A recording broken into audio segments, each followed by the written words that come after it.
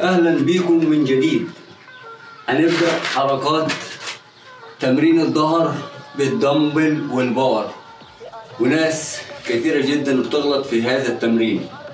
عشان تلعب بالبار صح هو بيديك اداء كتير جدا من الاداء المحترفين، وبحسن من عضلات الظهر معاك.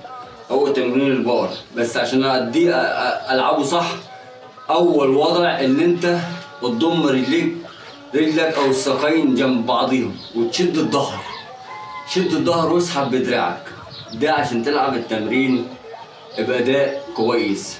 تعال في الفيديو عشان اوريك بعض حركات بالبار وتمرين الظهر، وبصلح معك اخطاء كتير في عضلات الظهر. اول حاجه بضم رجلي على الاخر وركبتي جنب بعضيها واشد ظهري لفوق، لازم اشد ظهري واسحب. العب 4 في 12 او 4 في 8. اهم حاجه يا جدعان، اهم حاجه ان انت ظهرك يكون مشدود، اوعى ظهرك يجوز.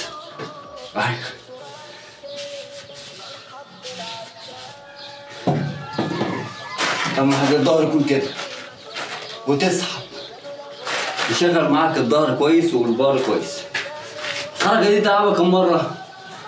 4 في 8، ويكون احسن 4 في 8 عشان يشغل معاك باور في العضله وتقدر تكمل 4 في 8 بشكل كويس.